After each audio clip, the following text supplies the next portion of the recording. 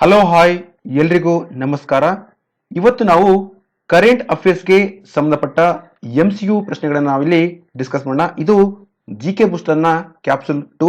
Already ನಾವು capsule 1 ಅಲ್ಲಿ 20 ಪ್ರಶ್ನೆಗಳನ್ನ ಡಿಸ್ಕಸ್ ಮಾಡಿದ್ವಿ. ಇವತ್ತು ನಾವು ಈ ಒಂದು ಕ್ಯಾಪ್ಸುಲ್ 2 ಅಲ್ಲಿ 10 ಪ್ರಶ್ನೆಗಳನ್ನ ಡೀಟೇಲ್ ಆಗಿ ಡಿಸ್ಕಸ್ ಮಾಡೋಣ. Okay, let start. ಇದು ನನ್ನ ಕಿರುಪರಿಚಯ. ನನ್ನ ಹೆಸರು ಅಶೋಕ್ ಸಜ್ಜನ್. ನನ್ನ ಡೀಟೇಲ್ಸ್ ಇಲ್ಲಿ ಪ್ರೊವೈಡ್ ಮಾಡಲಾಗಿದೆ. ಅದೇ ರೀತಿ ಫೇಸ್ಬುಕ್, ಟೆಲಿಗ್ರಾಮ್, ವಾಟ್ಸ್ಆಪ್ ಮತ್ತು ಯೂಟ್ಯೂಬ್ ಲಿಂಕ್ಸ್ ಇಲ್ಲಿ ಪ್ರೊವೈಡ್ ಮಾಡಲಾಗಿದೆ. ಅದರ ಮುಖಾಂತರ ನೀವು ನನಗೆ ಫಾಲೋ ಮಾಡಬಹುದು. ಟೆಲಿಗ್ರಾಮ್ ಮತ್ತು ವಾಟ್ಸ್ಆಪ್ ಗ್ರೂಪ್ಗಳು ಸಹಿತ ನೀವು ಜಾಯಿನ್ ಆಗಬಹುದು. ಓಕೆ, ಮೊದಲನೇ ಪ್ರಶ್ನೆ, ಕ್ರೀಡಾ ಕ್ಷೇತ್ರದಲ್ಲಿ ತೋರಿದ ಉತ್ತಮ ಸಾಧನೆಗಾಗಿ ಭಾರತ ಸರ್ಕಾರ ನೀಡುವ ರಾಷ್ಟ್ರೀಯ ಕ್ರೀಡಾ ಪ್ರಶಸ್ತಿಯನ್ನ ಗುರುತಿಸಿ. ನೋಡಿ, ನಮ್ಮ ಭಾರತ ಸರ್ಕಾರ ಯಾರು ಕ್ರೀಡಾ ಕ್ಷೇತ್ರದಲ್ಲಿ ಒಂದು ಉತ್ತಮ ಸಾಧನೆಯನ್ನ ತೋರಿಸ್ತಾರೋ ಅವರಿಗೆ ರಾಷ್ಟ್ರೀಯ ಕ್ರೀಡಾ ಪ್ರಶಸ್ತಿಯನ್ನ ನೀಡುತ್ತೆ. ಆ ರಾಷ್ಟ್ರೀಯ ಕ್ರೀಡಾ ಪ್ರಶಸ್ತಿ ಯಾವಂದ್ರೆ, ಒಂದು ರಾಜೀವ್ ಗಾಂಧಿ ಖೇಲ್ ರತ್ನ ಪ್ರಶಸ್ತಿ, ಅರ್ಜುನ್ ಪ್ರಶಸ್ತಿ, ಧ್ಯಾನಚಂದ್ ಪ್ರಶಸ್ತಿ. ಸೊ ಇದರ ಉತ್ತರ ಮೇಲಿನ ಎಲ್ಲವೂ. ನಾವಿಲ್ಲಿ ಒಂದೊಂದಾಗಿ ತಿಳ್ಕೊಳ್ಳೋಣ, ಅಂದ್ರೆ ಒಂದೊಂದು ಪ್ರಶಸ್ತಿ ಬಗ್ಗೆ ಡೀಟೇಲ್ ಆಗಿ ತಿಳ್ಕೊಳ್ಳೋಣ. ಮೊದಲನೇದಾಗಿ ರಾಜೀವ್ ಗಾಂಧಿ ಖೇಲ್ ರತ್ನ ಪ್ರಶಸ್ತಿ. ನೋಡಿ, ರಾಜೀವ್ ಗಾಂಧಿ ಖೇಲ್ ರತ್ನ ಪ್ರಶಸ್ತಿ, ರಾಜೀವ್ ಗಾಂಧಿ ಖೇಲ್ ರತ್ನ ಪ್ರಶಸ್ತಿ ಇದೊಂದು ಹೈಯೆಸ್ಟ್ ಸ್ಪೋರ್ಟಿಂಗ್ ಆನರ್, ಅಂದ್ರೆ ಕ್ರೀಡಾ ಕ್ಷೇತ್ರದಲ್ಲಿ ಒಂದು ಹೈಯೆಸ್ಟ್ ಆನರ್ ಇರುವುದು ರಾಜೀವ್ ಗಾಂಧಿ ಖೇಲ್ ರತ್ನ ಪ್ರಶಸ್ತಿ. ಇದನ್ನ ಕೊಡುವವರು ministry of youth affairs and sports. ಅಂದ್ರೆ ministry of youth affairs and sports ಇವರೊಂದು ಕಮಿಟಿನ ರಚನೆ ಮಾಡ್ತಾರೆ. ಆ ಕಮಿಟಿಯವರು ಯಾರು ಯಾವ ಕ್ರೀಡಾಪಟು 4 ವರ್ಷಗಳ ಅವಧಿಯಲ್ಲಿ ಅತ್ಯುತ್ತಮ ಒಂದು ಔಟ್ಸ್ಟ್ಯಾಂಡಿಂಗ್ ಪರ್ಫಾರ್ಮೆನ್ಸ್ ಅನ್ನು ಕೊಟ್ಟಿರ್ತಾನೋ ಅವನನ್ನ ಈ ಒಂದು ಪ್ರಶಸ್ತಿಗೆ ಸೆಲೆಕ್ಟ್ ಅನ್ನ ಮಾಡ್ತಾರೆ. 2017 ಸಾಲಿನಲ್ಲಿ ರಾಜೀವ್ ಗಾಂಧಿ ಖೇಲ್ ರತ್ನ ಪ್ರಶಸ್ತಿಯನ್ನು ಪಡೆದುಕೊಂಡವರು ದೇವೇಂದ್ರ ಜಜಾರಿಯಾ ಮತ್ತು ಸರ್ದಾರ್ ಸಿಂಗ್. ದೇವೇಂದ್ರ ಜಜಾರಿಯಾ ಇವರು Indian Paralympic javelin thrower, Sardar Singh ಇವರು ಹಾಕಿ ಪ್ಲೇಯರ್. ಎರಡನೇದಾಗಿ ಅರ್ಜುನ್ ಅವಾರ್ಡ್. ಅರ್ಜುನ್ ಅವಾರ್ಡ್ ಪ್ರಶಸ್ತಿಯನ್ನ ಕೊಡುವರು ministry of youth affairs and sports.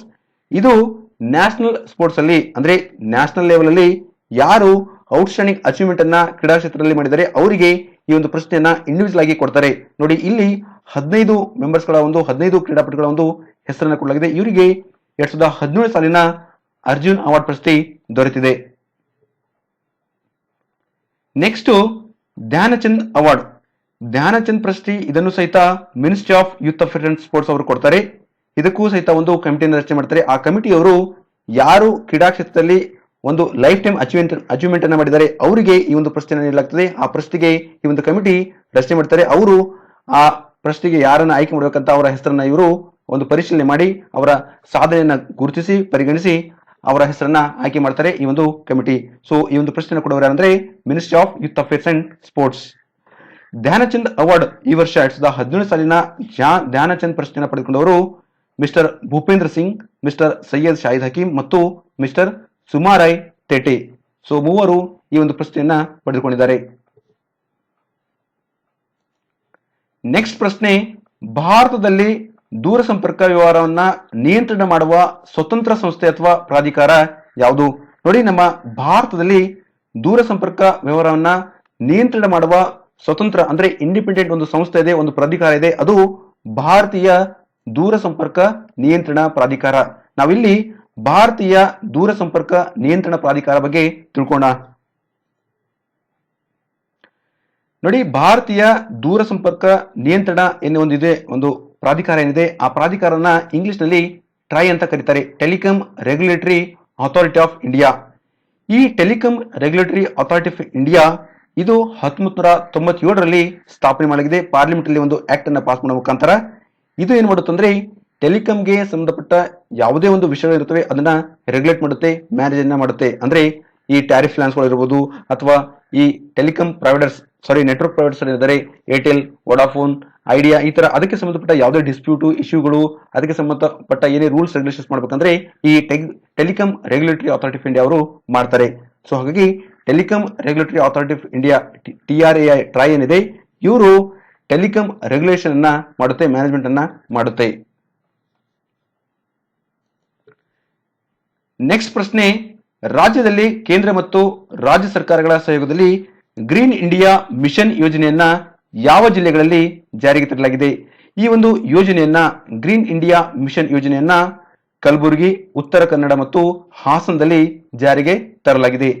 Next ಪ್ರಶ್ನೆ, ಕರ್ನಾಟಕ ರಾಜ್ಯ ಸಾಂಬಾರು ಪದಾರ್ಥಗಳ ಅಭಿವೃದ್ಧಿ ಮಂಡಳಿಯು ಈ ಕೆಳಕಂಡ ಯಾವ ನಗರದಲ್ಲಿ ಸ್ಥಾಪನೆಯನ್ನ ಮಾಡಲಾಗಿದೆ?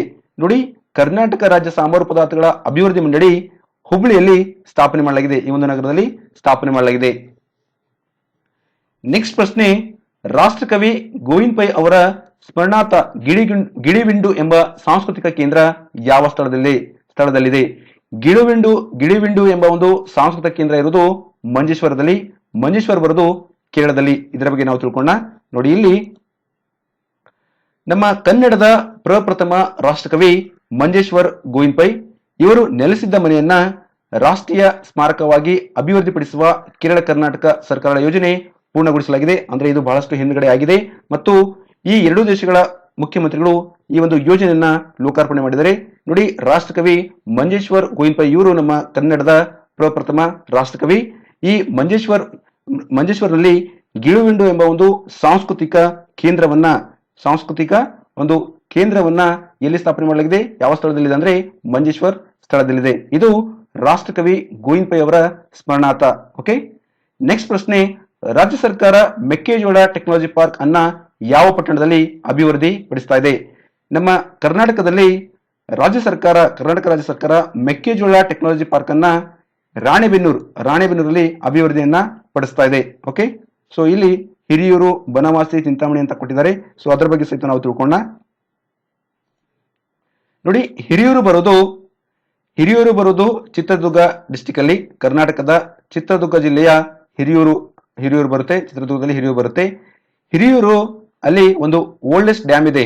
ಅದನ್ನ ವೇದಾವತಿ ರಿವರ್ ಮೇಲೆ ಬಿಲ್ಡ್ ಮಾಡಲಾಗಿದೆ. ಅದರ ಹೆಸರು ಮಾರಿ ಕಣಿವೆ. ಸೊ ವೆರಿ ವೆರಿ ಇಂಪಾರ್ಟೆಂಟ್ ಅಂತ ಕೊಡಿ. ಮಾರಿ ಕಣಿವೆ ಏನೋ ಒಂದು ಡ್ಯಾಮ್ ಇದೆ. ಇದು ವೇದಾವತಿ ರಿವರ್ ಮೇಲೆ ಕಟ್ಟಲಾಗಿದೆ. ಇದು ಬಹಳಷ್ಟು ಹಳೆಯ ಡ್ಯಾಮ್ ನಮ್ಮ ಕರ್ನಾಟಕದಲ್ಲಿ. ಓಕೆ, ಇದೆಲ್ಲಿದೆ? ಹಿರಿಯೂರಲ್ಲಿದೆ. ನೆಕ್ಸ್ಟ್ ಬನವಾಸಿ ಇದು ಉತ್ತರ ಕನ್ನಡ ಡಿಸ್ಟಿಕ್ ಅಲ್ಲಿ ಬರುತ್ತೆ. ಬನವಾಸಿ ಏನ್ಸಿಯಂಟ್ ಟೈಮ್ ಅಲ್ಲಿ ಇದು ಈ ಕದಂಬ ಏನು ಒಂದು ಎಂಪೈರ್ ಇದೆ, ಆ ಕದಂಬ ಎಂಪೈರ್ ನ ರಾಜಧಾನಿ ಬನವಾಸಿ ಆಗಿತ್ತು. ನೋಡಿ, ಬನವಾಸಿಯಲ್ಲಿ ಒಂದು ಟೆಂಪಲ್ ಇದೆ. ಆ ಟೆಂಪಲ್ ಹೆಸರು ಮಧುಕೇಶ್ವರ್ ಟೆಂಪಲ್. ಸೊ ನೆನಪಿಡಿ, ಈ ಬನವಾಸಿ ಬರೋದು ಉತ್ತರ ಕನ್ನಡ ಜಿಲ್ಲೆಯಲ್ಲಿ. ಬನವಾಸಿಯಲ್ಲಿ ಒಂದು ಮಧುಕೇಶ್ವರ್ ಟೆಂಪಲ್ ಇದೆ. ಬನವಾಸಿ ಇದು ಕದಂಬರ ರಾಜಧಾನಿಯಾಗಿತ್ತು. ರಾಣೆಬೆನ್ನೂರು ಇದು ಹಾವೇರಿ ಡಿಸ್ಟಿಕ್ ಅಲ್ಲಿ ಬರುತ್ತೆ. ಈ ರಾಣೆಬೆನ್ನೂರಲ್ಲಿ ಈ ಟೆಕ್ನಾಲಜಿ ಪಾರ್ಕ್, ಮೆಕ್ಕೆಜೋಳದ ಒಂದು ಟೆಕ್ನಾಲಜಿ ಪಾರ್ಕ್ ಅನ್ನ ಅಲ್ಲಿ ಸ್ಥಾಪನೆಯನ್ನ ಮಾಡಲಾಗ್ತಾ ಇದೆ. ಓಕೆ, ನೆಕ್ಸ್ಟ್ ಚಿಂತಾಮಣಿ ಬರೋದು ಚಿಕ್ಕಬಳ್ಳಾಪುರ ಡಿಸ್ಟಿಕ್ ಅಲ್ಲಿ. ಚಿಂತಾಮಣಿಯಲ್ಲಿ ಸಿಲ್ಕ್ ಮತ್ತು ಟೊಮೆಟೊ ಪ್ರೊಡಕ್ಷನ್ ಬಹಳಷ್ಟು ಇದೆ. ಅಂದ್ರೆ ಟೊಮೆಟೊ ಮತ್ತು ಸಿಲ್ಕ್ ಪ್ರೊಡಕ್ಷನ್ಗೆ ಚಿಂತಾಮಣಿ ಹೆಸರುವಾಸಿಯಾಗಿದೆ. ಇದಕ್ಕೆ ಯೂಶುವಲಿ ಚಿಂತಾಮಣಿ ತಾಲೂಕು ಅಂತ ಕರೀತಾರೆ. ಇದು ಬರೋದು ಚಿಕ್ಕಬಳ್ಳಾಪುರ ಡಿಸ್ಟಿಕ್ ಅಲ್ಲಿ. ನೋಡಿ, ಅಂದ್ರೆ ಮೆಕ್ಕೆಜೋಳ ಟೆಕ್ನಾಲಜಿ ಪಾರ್ಕ್ ಎಲ್ಲಿ ಯಾವ ಪಟ್ಟಣದಲ್ಲಿ ಅಭಿವೃದ್ಧಿ ಪಡಿಸ್ತಾ ಇದ್ದಾರೆ ಅಂದ್ರೆ ರಾಣೆಬೆನ್ನೂರು ಬರೋದು ಹಾವೇರಿ ಡಿಸ್ಟಿಕ್ ಅಲ್ಲಿ. ನೆಕ್ಸ್ಟ್ ಪ್ರಶ್ನೆ, ಲಂಡನ್ ಮಹಾನಗರ ಥೇಮ್ಸ್ ನದಿಯ ತಟದಲ್ಲಿದೆ. ಪ್ಯಾರಿಸ್ ಮಹಾನಗರ ಯಾವ ನದಿಯ ದಂಡೆಯ ಮೇಲಿದೆ? ಈ ಪ್ಯಾರಿಸ್ ಮಹಾನಗರ ಏನಿದೆ ಇದು ಸೀನ್ ನದಿ ದಂಡೆ ಮೇಲಿದೆ. ಲಂಡನ್ ಮಹಾನಗರ ಇದು ಥೇಮ್ಸ್ ನದಿಯ ತಟದಲ್ಲಿದೆ. ನಾವಿಲ್ಲಿ ಈ ಲಂಡನ್ ಮತ್ತು ಪ್ಯಾರಿಸ್ ಮ್ಯಾಪ್ ಅಲ್ಲಿ ಎಲ್ಲಿ ಲೊಕೇಟ್ ಆಗಿದೆ, ಅದರ ರಾಜಧಾನಿ ಯಾವುದು, ಅದರ ಬಗ್ಗೆ ನಾವು ತಿಳ್ಕೊಳ್ಳೋಣ. ಓಕೆ, ನೋಡಿ, ಲಂಡನ್ ಇದು ಇಂಗ್ಲೆಂಡ್ ಮತ್ತು ಯುಕೆನ ಒಂದು ಪಾಪ್ಯುಲರ್ ಸಿಟಿ ಮತ್ತು ಕ್ಯಾಪಿಟಲ್. ಈ ಲಂಡನ್ ರಿವರ್ ಥೇಮ್ಸ್ ಮೇಲೆ ಸ್ಟ್ಯಾಂಡ್ ಆಗಿದೆ. ಇಲ್ಲಿ ನೋಡಿ ಮ್ಯಾಪ್ ಅಲ್ಲಿ. ಓಕೆ, ಲಂಡನ್ ಬರೋದು ಯುರೋಪ್ ಅಲ್ಲಿ. ಸೊ ಯುಕೆನ ರಾಜಧಾನಿ ಯಾವುದು? ಯುಕೆ ಮತ್ತು ಈ ಇಂಗ್ಲೆಂಡ್ ನ ರಾಜಧಾನಿ ಲಂಡನ್. ಓಕೆ, ಇಲ್ಲಿದೆ ನೋಡಿ ಲಂಡನ್. ಓಕೆ, ಸೊ ಇದು ಬರೋದಲ್ಲಿ ಯುರೋಪ್ ಅಲ್ಲಿ. ಓಕೆ, ನೆಕ್ಸ್ಟ್ ಪ್ಯಾರಿಸ್ ಇದು ಫ್ರಾನ್ಸ್ ನ ಕ್ಯಾಪಿಟಲ್. ಪ್ಯಾರಿಸ್ ಬರೋದಲ್ಲಿ ಅಂದ್ರೆ ಈ ಫ್ರಾನ್ಸ್ ಬರೋದಲ್ಲಿ ಅಂದ್ರೆ ಇಲ್ಲಿ ನೋಡಿ ಮೇಲ್ ನೋಡಿ, ಇಲ್ಲಿ ನೋಡಿ ಫ್ರಾನ್ಸ್ ಇಲ್ಲಿದೆ, ಅಂದ್ರೆ ಯುಕೆ ನ ಕೆಳಗಡೆ ಇದೆ. ಸೊ ಈ ಒಂದು ಫ್ರಾನ್ಸ್ ಸಹಿತ ಯುರೋಪ್ ಅಲ್ಲಿ ಬರುತ್ತೆ. ಫ್ರಾನ್ಸ್ ನ ರಾಜಧಾನಿ ಪ್ಯಾರಿಸ್. ಇದರ ನೆರೆ ರಾಷ್ಟ್ರಗಳು ಈ ಕಡೆ ಸ್ಪೇನ್ ಇದೆ, ಕೆಳಗಡೆ ಇಟಾಲಿ ಇದೆ, ಸ್ವಿಟ್ಜರ್ಲ್ಯಾಂಡ್ ಇದೆ ಮತ್ತು ಬೆಲ್ಜಿಯಂ ಇದೆ, ಮೇಲೆ ಜರ್ಮನಿ ಇದೆ. ಓಕೆ, ಈ ಕಡೆ ನಾರ್ತ್ ಅಟ್ಲಾಂಟಿಕ್ ಓಷನ್ ಇದೆ. ಓಕೆ, ಸೊ ಪ್ರಶ್ನೆ ಏನಿತ್ತಂದ್ರೆ ಲಂಡನ್ ಮಹಾಸಾಗರ ಥೇಮ್ಸ್ ನದಿಯ ತಟದಲ್ಲಿದೆ. ಪ್ಯಾರಿಸ್ ಮಹಾನಗರ ಸಿ ನದಿಯ ದಂಡೆಯ ಮೇಲಿದೆ. ಓಕೆ, ಸಿ ನದಿಯ ದಂಡೆಯ ಮೇಲಿದೆ. ನೆಕ್ಸ್ಟ್ ಪ್ರಶ್ನೆ, ರಾಮಕೃಷ್ಣ ಪರಮಹಂಸರ ಬಾಲ್ಯದ ಹೆಸರನ್ನ ಈ ಕೆಳಕಂಡ ಹೆಸರುಗಳಲ್ಲಿ ಗುರುತಿಸಿ. ರಾಮಕೃಷ್ಣ ಪರಮಹಂಸರ ಬಾಲ್ಯದ ಹೆಸರು ಗದಾಧರ ಚಟ್ಟೋಪಾಧ್ಯಾಯ. ಓಕೆ, ಏನು ಗದಾಧರ ಚಟ್ಟೋಪಾಧ್ಯಾಯ. ನೆಕ್ಸ್ಟ್ ಪ್ರಶ್ನೆ, ಪ್ರಾಣಿಗಳಲ್ಲಿ ಅತ್ಯಂತ ದೀರ್ಘ ಆಯುಷ್ಯನ್ನು ಹೊಂದಿರುವ ಪ್ರಾಣಿಯನ್ನು ಈ ಕೆಳಕಂಡರಲ್ಲಿ ಗುರುತಿಸಿ. ಪ್ರಾಣಿಗಳಲ್ಲಿ ಅತ್ಯಂತ ದೀರ್ಘ ಆಯುಷ್ಯನ್ನ ಹೊಂದಿರುವ ಪ್ರಾಣಿ ಆಮೆ. ಓಕೆ, ಸೊನ್ನೆಯನ್ನು ಒಂದು ಸಂಖ್ಯೆ ಎಂದು ತೋರಿಸಿ ಅದರ ಗಣಿತ ಪ್ರಕ್ರಿಯೆಯನ್ನ ಜಗತ್ತಿಗೆ ತೋರಿಸಿದವರು ಯಾರು? ಸೊನ್ನೆಯನ್ನ ಒಂದು ಸಂಖ್ಯೆ ಎಂದು ತೋರಿಸಿ ಅದರ ಗಣಿತ ಪ್ರಕ್ರಿಯೆಯನ್ನ ಜಗತ್ತಿಗೆ ತೋರಿಸಿದವರು ಬ್ರಹ್ಮಗುಪ್ತ. ನಾವಿಲ್ಲಿ ಆರ್ಯಭಟ, ಬ್ರಹ್ಮಗುಪ್ತ, ಚಾಣಕ್ಯ ಮತ್ತು ಚರಕ ಬಗ್ಗೆ ತಿಳ್ಕೊಳ್ಳೋಣ. ನೋಡಿ, ನೆಕ್ಸ್ಟ್ ಬ್ರಹ್ಮಗುಪ್ತ. ಬ್ರಹ್ಮಗುಪ್ತ ಇವರೊಬ್ಬರು ಇಂಡಿಯನ್ ಮ್ಯಾಥಮೆಟಿಷಿಯನ್ ಅಂಡ್ ಆಸ್ಟ್ರೋನಮರ್. ಇವರು 2 ಪುಸ್ತಕಗಳನ್ನ ಬರೆದಿದ್ದಾರೆ ಈ ಮ್ಯಾಥಮೆಟಿಷಿಯನ್ ಮತ್ತು ಆಸ್ಟ್ರೋನಮಿಗೆ ಸಂಬಂಧಪಟ್ಟದ್ದು. ಒಂದು ಬ್ರಹ್ಮಸ ಪುಟ ಸಿದ್ಧಾಂತ ಅಂತ, ಅದಕ್ಕೆ ಇಂಗ್ಲಿಷ್ ನಲ್ಲಿ ಡಾಕ್ಟ್ರಿನ್ ಆಫ್ ಬ್ರಹ್ಮ ಅಂತ ಕರೀತಾರೆ. ಇನ್ನೊಂದು ಖಂಡಾಯಕ ಅಂತ, ಅದನ್ನ ಇಂಗ್ಲಿಷ್ ನಲ್ಲಿ ಎಡಿಬಲ್ ಬೈಟ್ ಅಂತ ಕರೀತಾರೆ. ಆರ್ಯಭಟ ಇವರು first of the major mathematician astronomer. Charaka ಇವರು ಆಯುರ್ವೇದಕ್ಕೆ ಬಹಳಷ್ಟು ಕೊಡುಗೆಯನ್ನು ಕೊಟ್ಟಿದ್ದಾರೆ. ಇವರೊಂದು ಪುಸ್ತಕವನ್ನು ಬರೆದಿದ್ದಾರೆ ಆಯುರ್ವೇದ ಮೇಲೆ, ಅದು ಚರಕ ಸಂಹಿತೆ. ಚಾಣಕ್ಯ ಇವರೊಬ್ಬರು ಇಂಡಿಯನ್ ಟೀಚರ್, ಫಿಲಾಸಫರ್ ಮತ್ತು ಎಕನಾಮಿಸ್ಟ್. ಇವರನ್ನ ಕೌಟಿಲ್ಯ ಅಂತ ಕರೀತಾರೆ ಅಥವಾ ವಿಷ್ಣುಗುಪ್ತ ಅಂತ ಕರೀತಾರೆ. ಇವರೊಂದು ಪುಸ್ತಕವನ್ನು ಆಥರ್ ಮಾಡಿದ್ದಾರೆ, ಅದರ ಹೆಸರು Arthashastra. Thank you so much. ಒಂದು ವೇಳೆ ನನ್ನ ವಿಡಿಯೋ ಲೈಕ್ ಆದ್ರೆ ಲೈಕ್ ಮಾಡಿ, ಶೇರ್ ಮಾಡ್ರಿ, ಕಮೆಂಟ್ ಮಾಡ್ರಿ, ಮತ್ತೆ ನಿಮ್ಮ ಫ್ರೆಂಡ್ಸ್ ಜೊತೆ ಶೇರ್ ಮಾಡ್ಕೊಳ್ಳಿ. ಓಕೆ, ಸೊ ನಿಮ್ಮ ಸಲಹೆ ಸೂಚನೆಗಳು ಏನಾದರೂ ಇದ್ರೆ ಕಮೆಂಟ್ ಬಾಕ್ಸ್ ಅಲ್ಲಿ ತಿಳಿಸಿ. ನನ್ನ ವಿಡಿಯೋಗೆ ನೀವು ಸಬ್ಸ್ಕ್ರೈಬ್ ಆಗಬೇಕಾದ್ರೆ ಈ ತರ ಒಂದು ಪೇಜ್ ಬರುತ್ತೆ ಯೂಟ್ಯೂಬ್ ಅಲ್ಲಿ, ಅಲ್ಲಿ ಸರ್ಚ್ ಅಲ್ಲಿ KPC ಟ್ಯೂಟರ್ ಅಂತ ನೀವು ಕೊಟ್ಟಾಗ ನಿಮ್ಮ ರೈಟ್ ಹ್ಯಾಂಡ್ ಸೈಡ್ ಅಲ್ಲಿ ಸಬ್ಸ್ಕ್ರೈಬರ್ ಅಂತ ಇಲ್ಲಿ ಒಂದು ಬಟನ್ ಇದೆ. ಇದನ್ನ ಕ್ಲಿಕ್ ಮಾಡಿದಾಗ ನನ್ನ ಯೂಟ್ಯೂಬ್ ಚಾನೆಲ್ ಸಬ್ಸ್ಕ್ರೈಬರ್ ಆಗಿರ್ತೀರ. ನಾನು ಯಾವುದೇ ಒಂದು ಹೊಸ ವಿಡಿಯೋನ ಅಪ್ಲೋಡ್ ಮಾಡಿದಾಗ ನಿಮಗೆ ಇಮಿಡಿಯೇಟ್ ಆಗಿ ನೋಟಿಫಿಕೇಶನ್ ಬರುತ್ತೆ. Thank you so much.